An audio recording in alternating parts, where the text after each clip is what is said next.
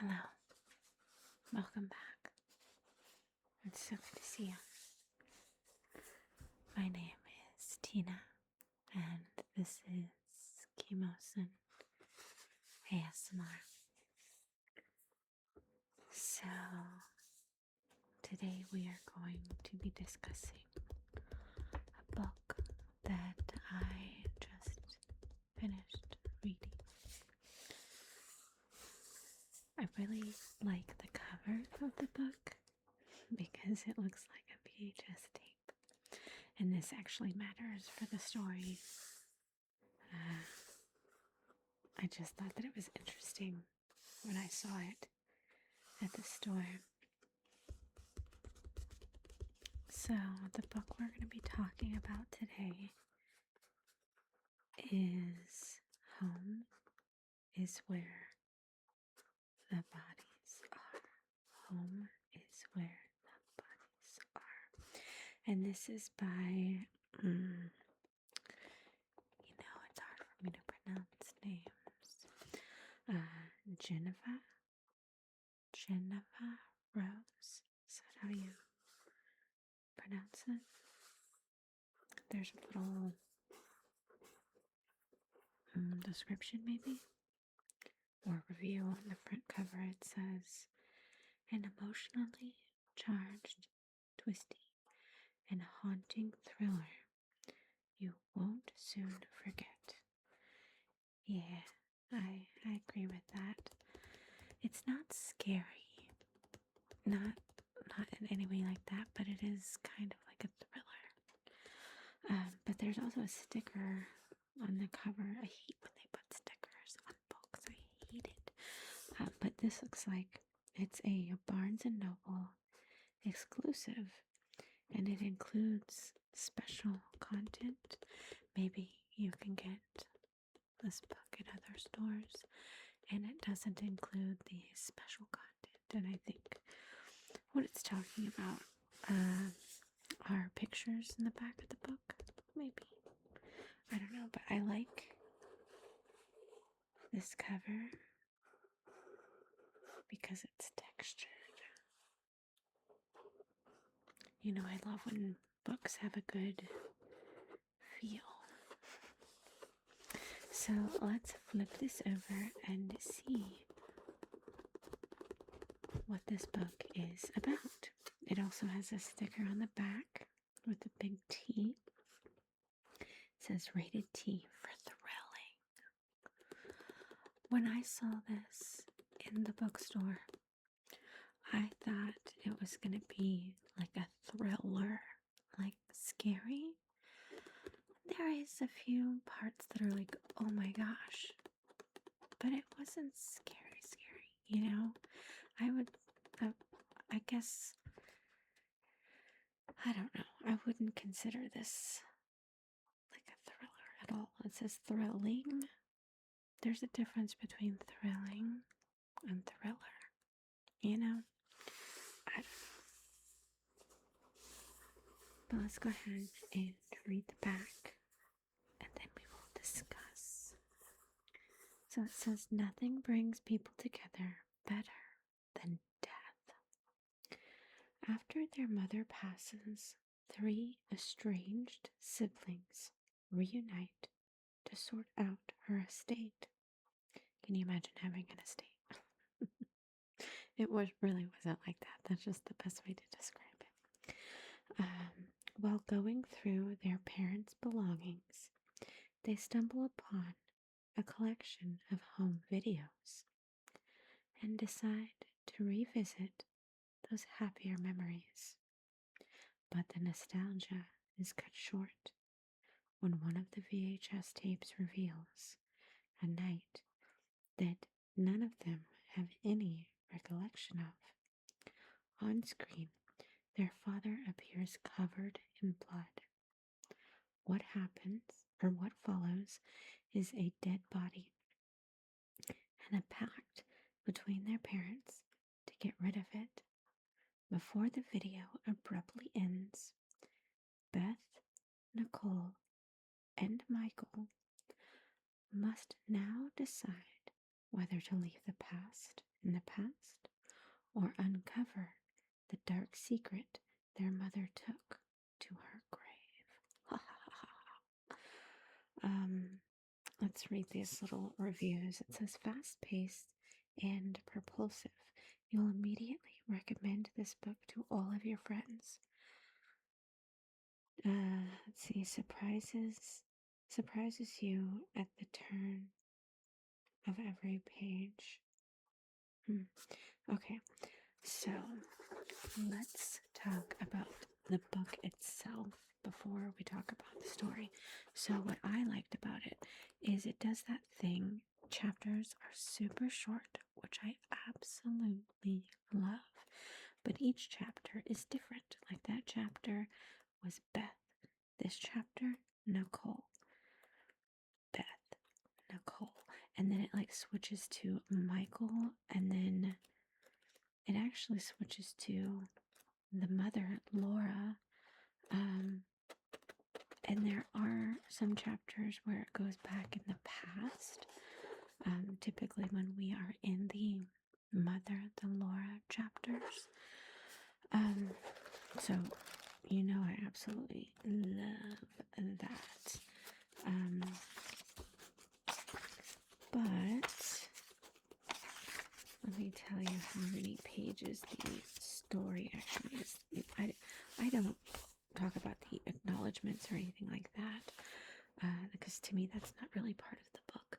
But the book is 274 pages, and it does go quite quick. So it's not a very long book. When you think about how quickly you read it, because the chapters are broken up so short.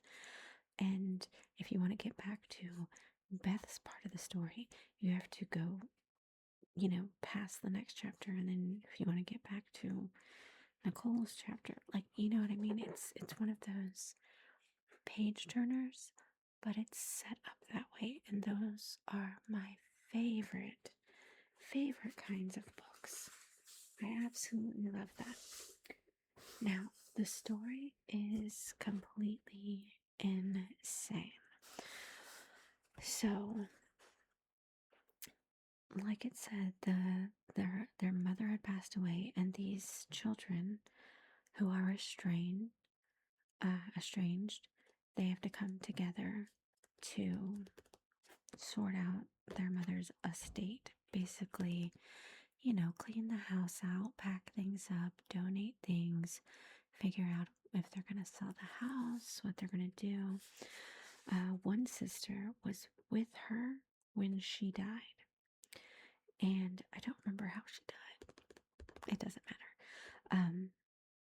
One sister, she's still around town, but she's kind of like the black sheep because she is a heroin addict or a recovering heroin addict. But yeah, so nobody really trusts her because every time she tries to go into recovery, she relapses and becomes a drug addict again, you know. And then, so it's two sisters, and then a brother, Michael, and he is the one that got out. You know, this is a very small town, and he went to college. He's a very high-tech, important person. You know, I think he actually lives in California, something like that. But I believe it's Beth, who is with the mother when she passes. And right before she dies, the mother knows that she's dying, and she gets up out of bed and she looks at her daughter and she says something along the lines of, "He didn't disappear. Don't trust." And then she dies. What? And her daughter's like, what is going on? Because when they, like a few years ago, probably 7 years before the mom died, their father just up and and they're like, how could he do this to our family? You know, um, and he left for some reason. I don't know. And they found his vehicle by the Mexican border, something like that. And so they were like, because at first he was a missing persons, and then they realized, oh, he left. And he did leave a note, I believe, saying that he was sorry. He just, couldn't take it anymore or something like that. I don't know. But when the mother of the family died and said he didn't disappear, don't trust, the daughter was like, what is she talking about? Is she talking about dad? What does she mean he didn't disappear? But she keeps it to herself. She doesn't tell her siblings. And they all get together and they're going through some boxes and they find a VHS tape. Just like this. There's not blood on it and it's not cracked, obviously. But they find one that's marked like 1999 or something like that, So they're like, let's look at this, because they're having such a hard, difficult time with their mother's passing, So they're like, nostalgia, right? So they put this tape in and it's like little clips, I don't know, of like a birthday or something, and then another clip, and then it goes to static, and then it shows their mother. It doesn't show the mother. The mother is usually behind the camera, and she's recording something in the backyard. Like, I don't know. I don't really remember, but let's just say it's plants or something like that. And then their dad, you can hear their dad in the background saying, Laura, come here, and she turns to see him, and he's covered in blood, and the camera sees this. And he's like, turn that off. And so she's like, what's going on? And it looks as though she attempts to turn it off, or she thinks she turns it off.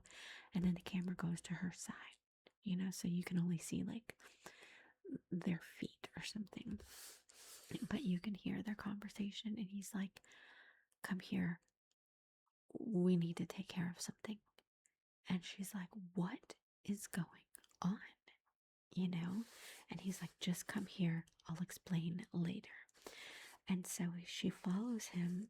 They have a big property, She follows him and they come to this bridge. Part of their property line goes under a bridge or whatever. And there's like this little river. Anyway, and they come up and you can hear her just kind of like gasp and be like, oh my God. Because there's this little girl who happens to be their neighbor, and the kids watching this, that was their friend, one of their friends. Except when the camera like walks up, it's kind of low to the ground because it's to the mother's side, You can see the body of this little girl and she's dead. And her, dead expression is like looking into the camera, and it's just like, what? Because this little girl went missing like, I don't know, 20 years ago. And there were search parties and they never found this little girl, they just assumed she was kidnapped and taken somewhere,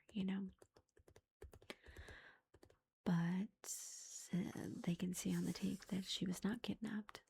She did not disappear. She's right here. And the mother is talking to the father like, what happened? What happened? And he's like, it's better that you don't know. But we have to get rid of this body. And she's like freaking out. And he's like, we don't have time to freak out. You need to do this. And so the mother is just like crying and freaking out. And she just says, okay. And then the father realizes that the red light is on the camera. And he's like, I thought you turned this off. And he like, I don't know, kicks the camera or something, and shuts off and it just goes to red. When he said, I thought you turned this off, she's like, I'll have to wipe the tape. He kicks it, it goes off, and it's just static. And the kids are sitting there in the living room of their dead mother's house, just speechless. Like they cannot believe what they just watched. Like, this can't be real. What is going on? Can you imagine? What would you do? Like, how could you deal with this? Your parents had something to do with the disappearance of your neighbor, your friend, and then you have these memories of there were search parties. My mother organized search parties because this neighbor was also my mother's best friend. And for years, my mother was by the side of this woman grieving for her missing child. What?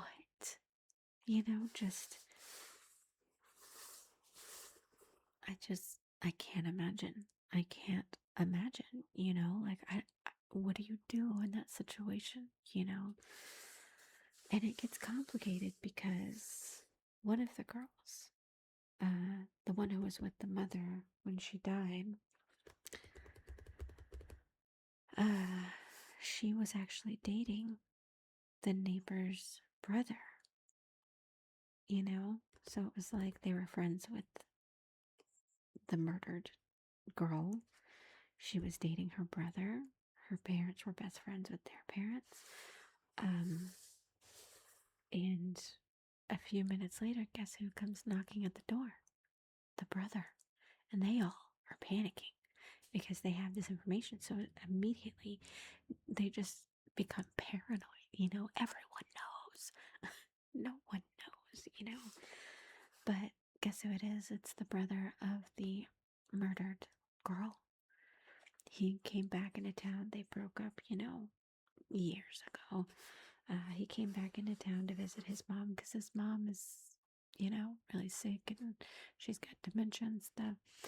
And he heard about the loss of their mother, so he was coming to give his condolences. But it was just pure panic mode, paranoid. He knows we're all in trouble, blah, blah, blah.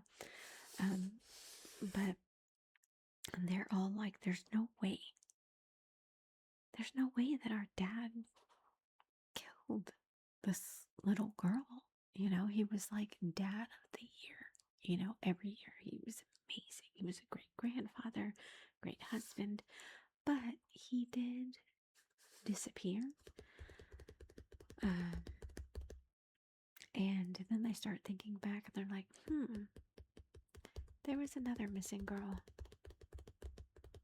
And then he disappeared. Is our father like a serial killer? What is going on? So they make it like their mission. They're like, we have to find out. So they start going through all the VHS tapes and like their mother's journals and stuff like that. They want to find out what happened. Now it is about that, but it's also about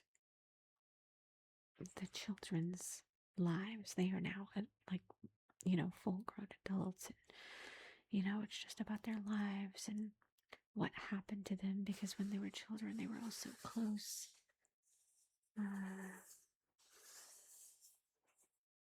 And just what happened to their lives and why they are no contact now, and I felt that, because my brother died, so there's no contact there. And then me and my sister, we used to be very close, and we're no contact, so it's just interesting to see what happens in families and why they happen. I don't know. This was a great book. And the whole time I was reading it, I was like, this would be an amazing movie. Not show, because it's not that in depth, but it would be a great movie. Like, gosh, it would be so good. I would watch that movie multiple times. But what is cool about this book is the author. Look at this. This is the bridge she was talking about. Now, is this a true story? Absolutely not. No, not a true story.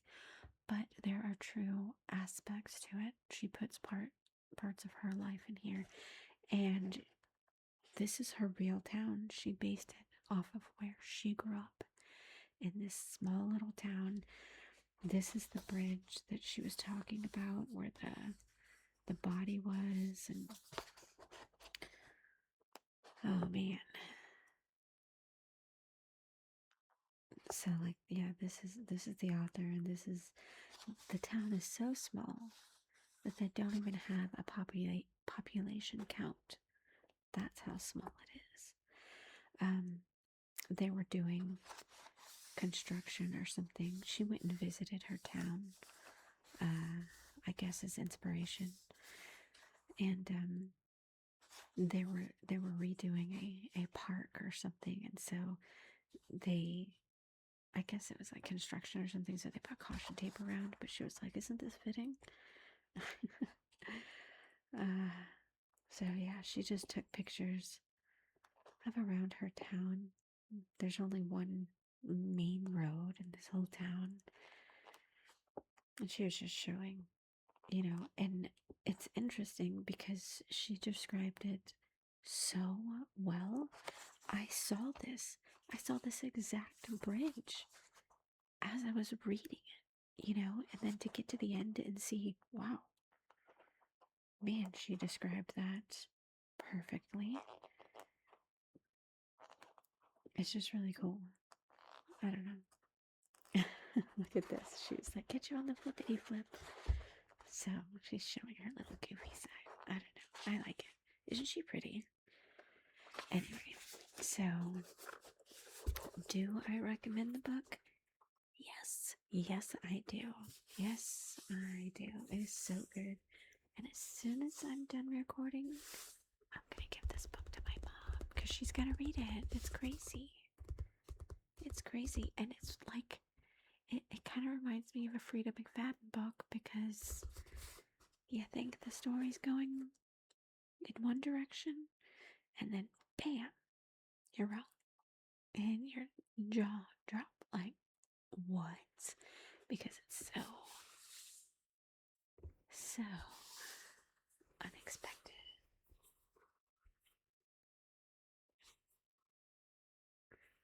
Anyway, so yes, I recommend it.